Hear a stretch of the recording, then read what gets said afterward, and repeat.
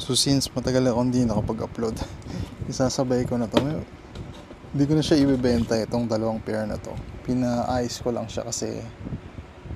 tong dalawang pair kasi matagal na stock. Itong isa yung SB na Futura, pinalagyan ko ng sole protector para in case gusto ko siya ibenta pag nagamit na, at least medyo naprotektahan mo yung sole niya kasi icy blue siya eh. Pero eventually magdidilaw naman to eh, kasi yan ang sakit ng mga translucent na outsole. Pero at least kahit paano may protection siya.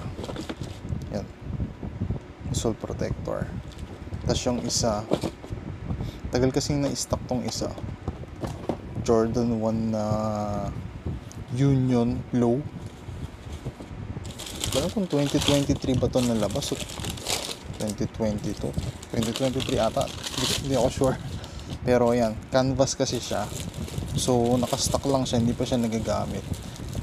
Nag-accumulate siya ng mga dust kahit naka-standby lang siya, hindi ginagamit.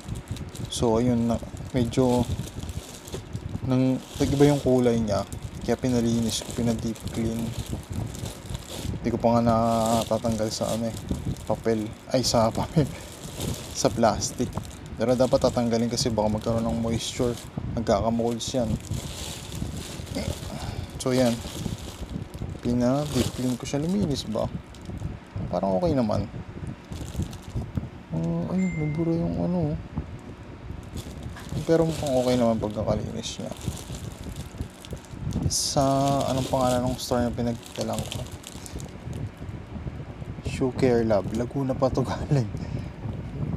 Kahapon pa to dumating pero ngayon ko lang sila in-unwrap. So yan lang. Wala mo lang pang benta.